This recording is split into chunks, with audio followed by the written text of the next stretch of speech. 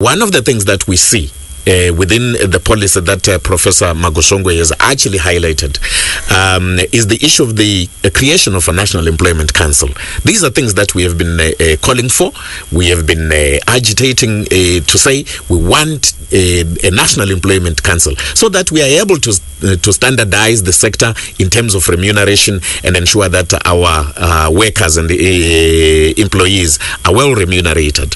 That's number one. When you look at the issue of the creation of a media fund, which again is contained within this policy, it is because we are confronted by a question of sustainability within the media sector, where we are saying we have challenges of sustainability and we have been engaging around the issues of sustainability. How do we ensure that our media becomes sustainable in this new world, if you want, where you have new technologies, artificial intelligence, new consumptive patterns that you find. And because of these developments, we have seen that the media slowly is ebbing in terms of its sustenance or sustainability.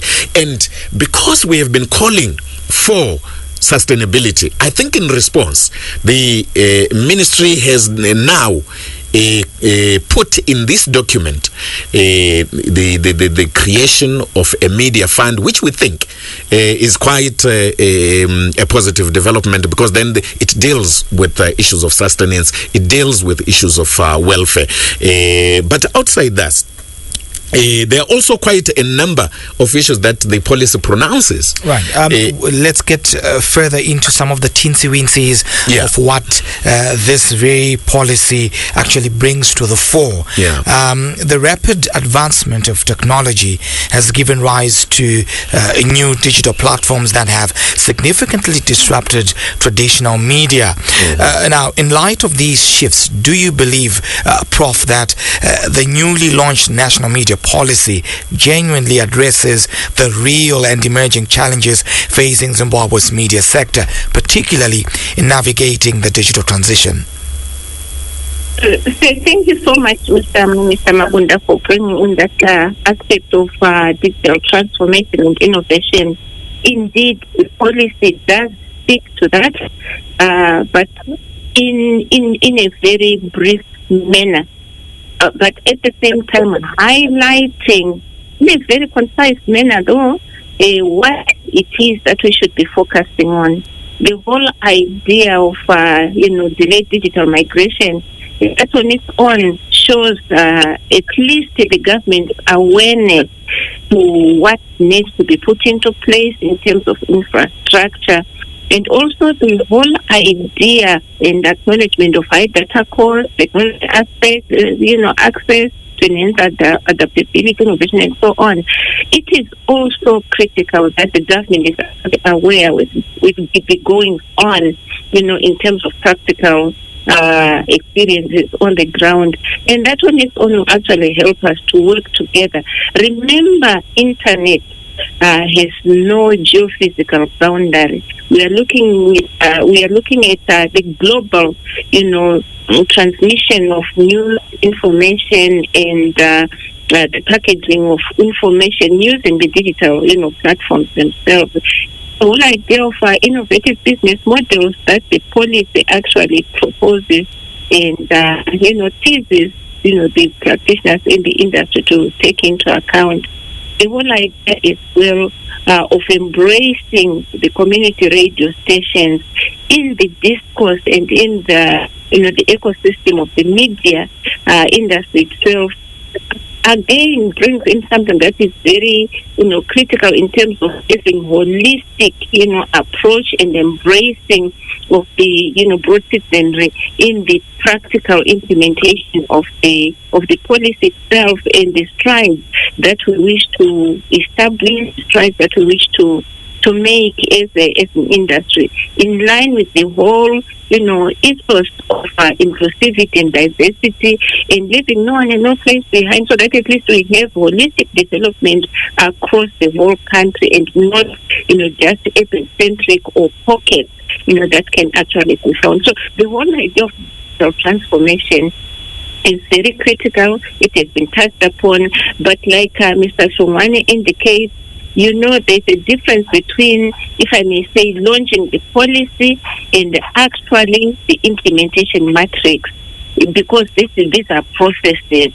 We cannot expect, the launch of policy today and tomorrow we are already picking, some fruits, or some results. So these are, processes that are ongoing, processes that will help us to have focus, and processes that will also help us to plan and move in tandem with global, developments in terms of digitization and also in terms of digital transformation, in terms of content creation, the AI, and the whole idea as well of considering and taking into account the participation of the citizens in some of these, processes. Right. Let's address the elephant in the room. The aspect of media freedom is quite touchy, quite sensitive, especially on the continent of Africa. Now, looking at the national media policy, Mr. Hlongwane, through the lens of media freedom and regulation, what aspects of the policy stand out as particularly progressive? And are there any provisions that border on censorship or potential government overreach? How well does the policy strike a balance between safeguarding the independence of media institutions and maintaining perhaps appropriate levels of state involvement? Thank you so much, Eben, for that question. So maybe for starters, if you read the executive summary of the policy, it does deal with quite a number of issues that respond to the question that you have asked me. Right. For instance, it deals with strategic pillars. That it is anchored on, and to say that on those strategic pillars there will be a vibrant, a diverse and independent media sector. So this is what the policy envisages. This is what the policy is signposting us to. This is what the policy is saying we want to see: a diverse, vibrant, independent media sector. And for us already, we think that therein is captured the issue of press freedom, right? To say that it will ensure that there is independent media and press freedom to deal with these issues. But that is not the only area that speaks to those issues. If you quickly also deal with the objectives of the policy and read the objectives of the policy, they are clear in terms of what it is that we want in the media and how the media should be able to operate without any challenge, without any encumbrance.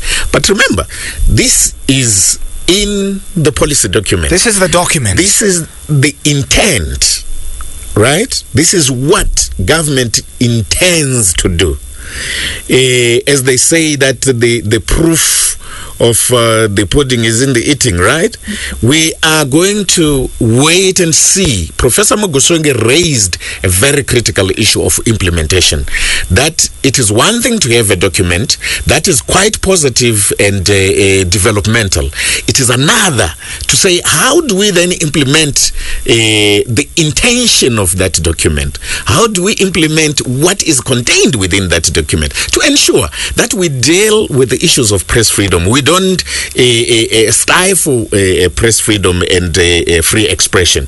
And we think that in the implementation, this is where we are going to see where we are going. Insofar as the document is concerned, it is quite articulate in dealing with those issues of press freedom. Let me jump in there.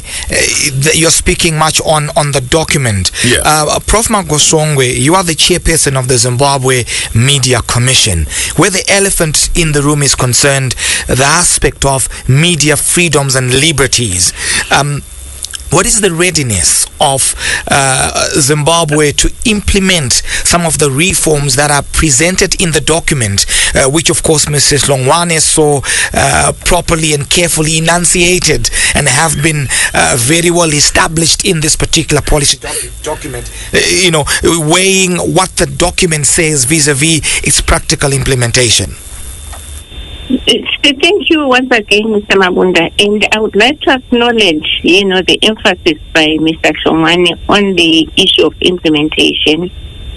Let us, in my view, as the chairperson of the Zimbabwe Media Commission, let us not look at implementation as a responsibility by just one player, in the whole matrix.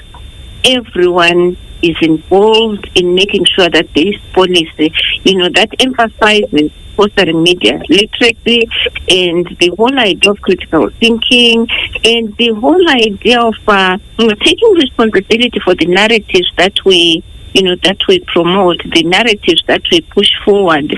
How inclusive are those in terms of projecting the values that we cherish as Zimbabweans, projecting what it is that we aspire to become in terms of the broader national vision, in terms of economic sustainability, the freedom that you are talking about.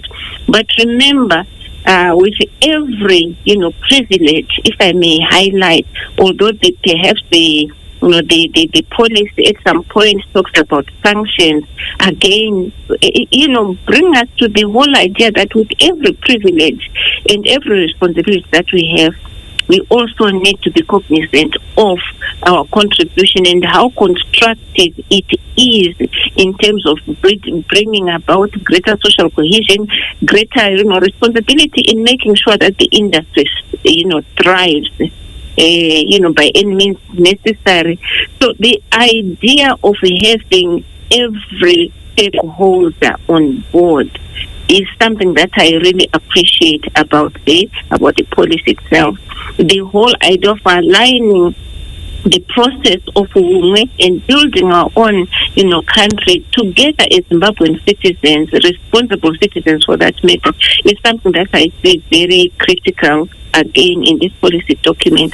But like I indicated, at the beginning of this contribution, this is not just for government to implement, it is for everyone to come on board, all the stakeholders in the media industry, the media, house owners, the content creators, broadcasters, and of course our advertisers, whom I don't quite see, in the document, but they are quite pertinent.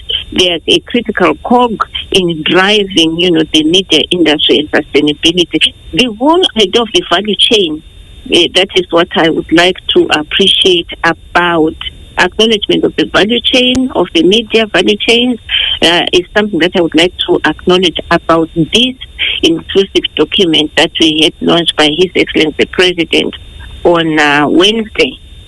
So the next step... Allow me to come in there, Prof, and speak to the value chain that you just alluded to. Now, one of the most sensitive issues in the media industry is the aspect of remuneration.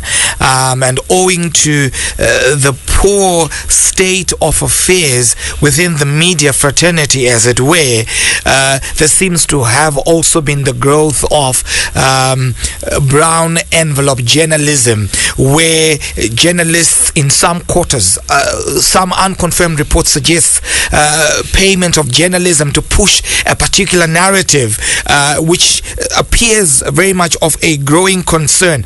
Now, I will ask this to you, Mr. Perfect Hlongwane, of course, as the captain of the Zimbabwe Union of Journalists. The question would be, since issues of ethics and remuneration challenges are closely related in this context, is the policy sincere enough in speaking to issues of the remuneration of players within the media value chain, particularly where journalists are concerned? Thank you. So remember earlier we spoke about the pronouncement by the policy on the creation of a National Employment Council. That's number one. That then will deal with issues of welfare, issues of standardization, issues of remuneration, right? Across the board, across the media. And we think that that pronouncement alone then removes the issue of the creation of a National Employment Council from peripheral discussions to the center, where now the government has included that within its policy to say there is need to create a National Employment Council for the media industry to deal with exactly these issues. Then we spoke earlier about a creation of a media fund, right? Mm-hmm. And if you read what the policy says around the creation of a media fund, some of the things are around upskilling of media practitioners, capacity building, financing through which fund will be financed through some levies. Of course, we have some issues around that. We think that there could be other proposals to make sure that that fund is functional instead of just levies from players. So the creation of a media fund again it tries to deal with the issues of sustainability within the sector. I will tell you for a fact that if as a country we do not deal with sustainability issues of the media, we will continue to have problems of poor remuneration. And also the policy speaks around alternative sources of revenue for media, new models for monetizing media products. And we think that these are quite progressive.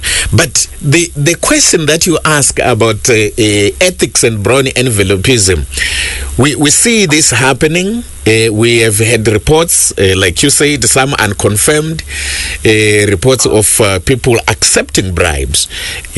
Some have even went further to extort using the power of the pen.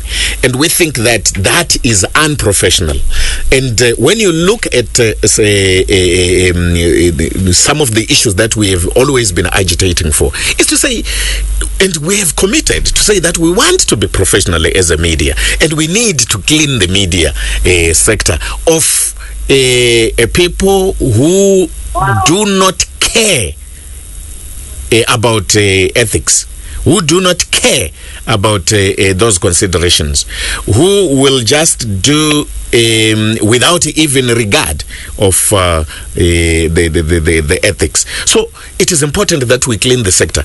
And as Professor Magosvongwe said earlier, she spoke about the penalties that you then find within within the policy, right? Right. Which penalties, if you look, initially when I read the penalties, I was so frustrated and said, no, the government is bringing back criminalization of journalism and stuff, right? But when I read it for the second time, I then noticed that actually, if you read it with a sober mind, you then find out that it actually says that legal action, while co-regulation is one of the things that we have settled for as a compromise between ourselves and the government, right, to say we want to have a co-regulation framework where the Zimbabwe Media Commission as a constitutional body and a regulator does its regulation together with a media council or media councils to deal with regulations. And it says that disputes will be resolved. It encourages resolution of disputes with its own system. Media organizations and journalists can still face civil lawsuits for defamation. I think what is important for us is civil lawsuit, right? Instead of criminal engagements. So at that particular level, yeah, of course. So it has to go through civil mechanisms, and you find that the things that we have been agitating so for. As an organization, just to stop in your tracks, you would be content with the civil way of addressing some of the issues that are... Absolutely. Civil way is the way to go.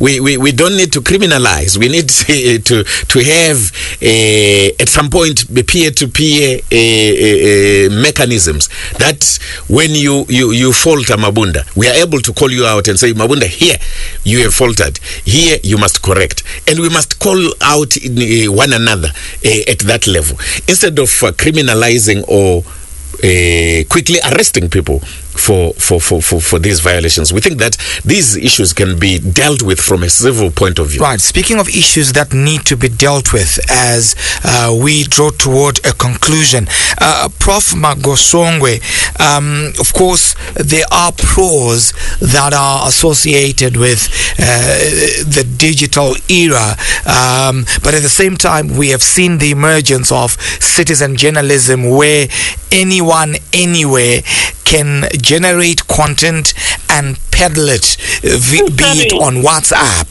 or be it on X, as it were, Facebook, and all of these several other platforms. One can visit an accident site, take a picture, and before you know it, it's doing the rounds on social media, and pictures of the dead are circulating, or even nude pictures are being circulated across different social media platforms. And of course, this is thanks to this era of citizen journalism, as it were. Now, my question is to you, Prof. How does the policy approach these growing challenges, and does it propose clear regulation or guidance in the digital space, especially when you look at how there is the proliferation of misinformation, disinformation, and all of these negative cycles? Hello, Mr. Mabunda. Mr. Mabunda. Prof, to relay the question to you again. Yes, I lost you. There were some people talking about dog laws in Zimbabwe and so on, and they overtook and invaded the space completely. All right, let me relay the question to you again.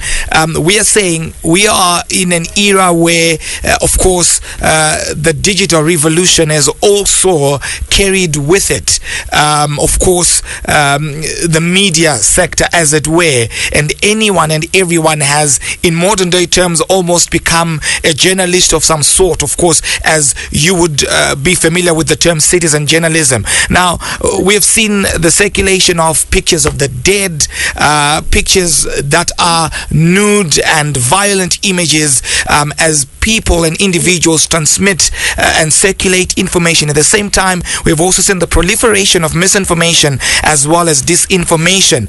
Now, the question then would be, how far does the policy go in addressing this challenge, and is the public aware that such practices are not permitted as stipulated in the law, and has there been that much of engagement with the public to inform them of within that particular bracket?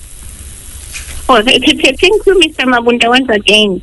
As I indicated, again, it's a question of the media sector itself. We have the Ministry of Information, Publicity and Broadcasting Services, Ministry of ICT. We have other, MDAs and agents like the Zimbabwe Republic Police, because remember, we are now looking at media, its effect, not just for the practitioners, but effect on the whole society. So rather than focusing just on the requisite ministries and the MDAs, we're now looking at this with a more holistic eye, looking at the values that we cherish as Zimbabweans, that which should be guiding us and bringing us together as Zimbabweans. And so it needs, like you rightly point out, the whole idea of our media literacy, so that at least there is broader engagement with the general citizenry on what's acceptable and what's not acceptable, what's permissible,